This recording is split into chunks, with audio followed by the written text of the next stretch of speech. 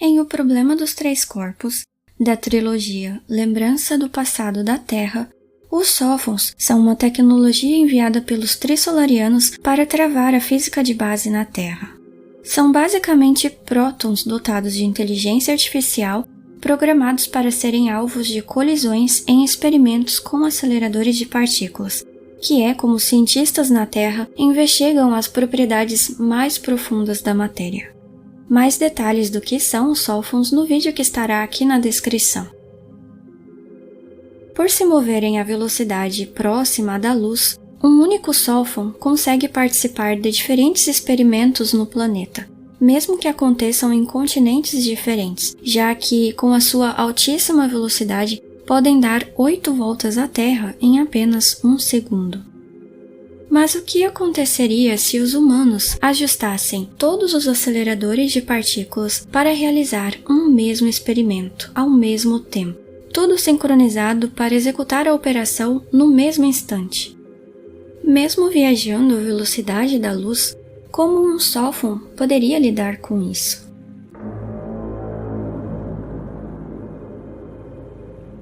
Na Terra, temos mais de 30 mil aceleradores de partículas atualmente, nem todos em operação.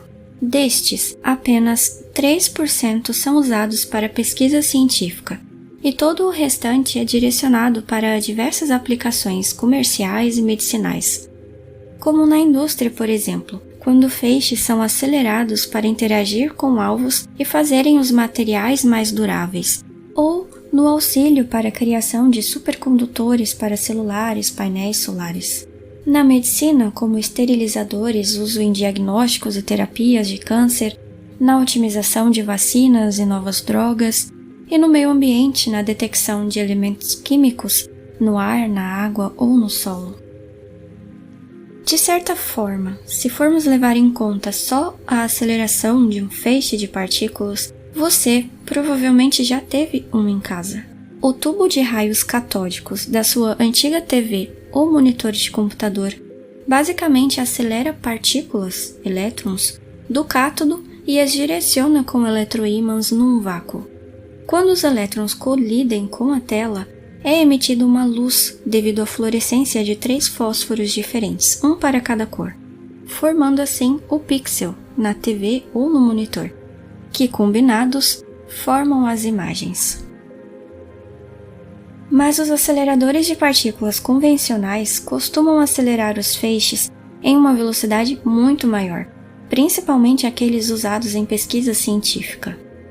Sejam lineares ou circulares, compartilham pelo menos 4 estruturas básicas: uma fonte que produz as partículas carregadas, um dispositivo para dar energia e acelerar as partículas através de um campo elétrico estático ou oscilante, tubos metálicos em um vácuo para permitir que as partículas se movam livremente, e um sistema eletromagnético para direcionar e focar o feixe de partículas para o alvo desejado.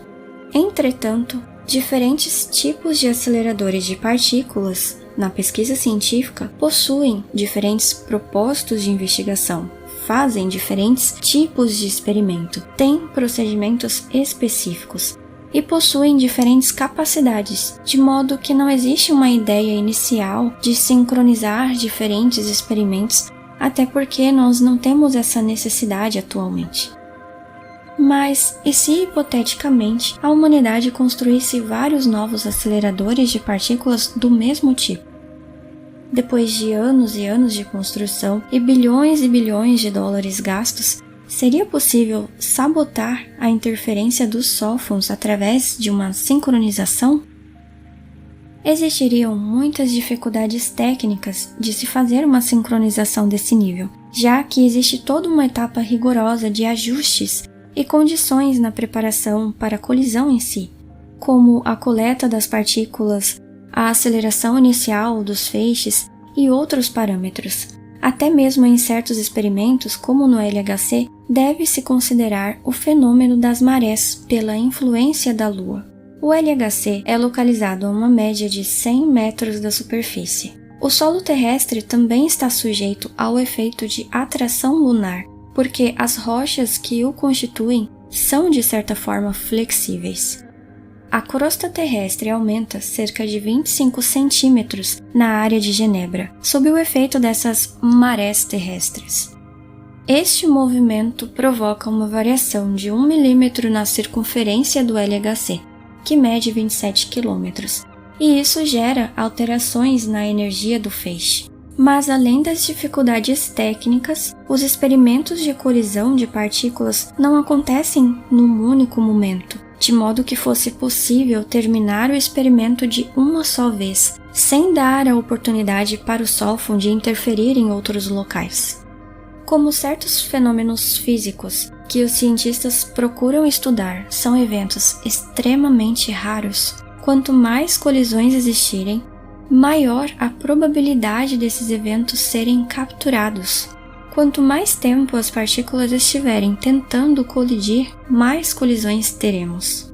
Para uma compreensão mais profunda da matéria nos aceleradores de partículas grandes, como o LHC, os feixes de partículas circulam por muitas horas.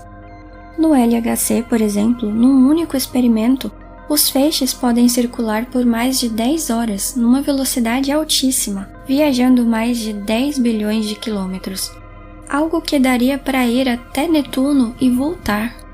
É preciso um grande número de dados para ter significância estatística e conseguir estabelecer padrões.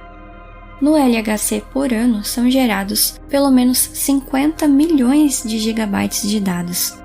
Isso seria o equivalente a uma pilha de 10 milhões de DVDs padrão com 12 km de altura, ou 40 torres Eiffel empilhadas.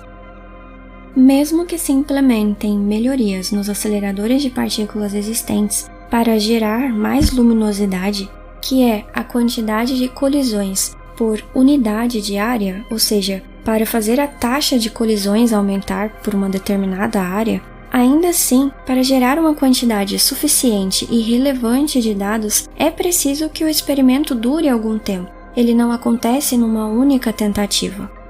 E com isso, os sófons conseguiriam transitar entre diferentes aceleradores espalhados pela Terra e interferir nos resultados, ora aqui e ora ali, cumprindo o seu objetivo. Os trissolarianos dizem que um sófon é capaz de dar conta de até 10.000 aceleradores de partículas. Um detalhe importante é que não é necessário que o sófon interfira em todas as colisões realizadas. Basta que ele altere o padrão natural que se obteria caso não existisse essa anomalia, essa interferência, e torne os dados inconsistentes e incompreensíveis. Os trissolarianos dizem: mesmo que a partícula-alvo real seja atingida, os físicos da Terra não serão capazes de dizer o resultado correto dos inúmeros resultados errôneos.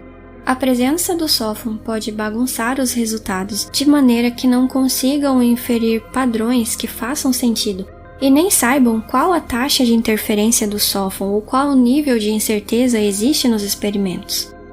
Os modelos de análise humanas não têm como lidar com uma incerteza intencional, que varia, que não possui nenhum critério definido. Mas e se os humanos declarassem economia de guerra, reunissem todos os recursos e esforços possíveis para construir aceleradores de partículas espalhados pelo sistema solar?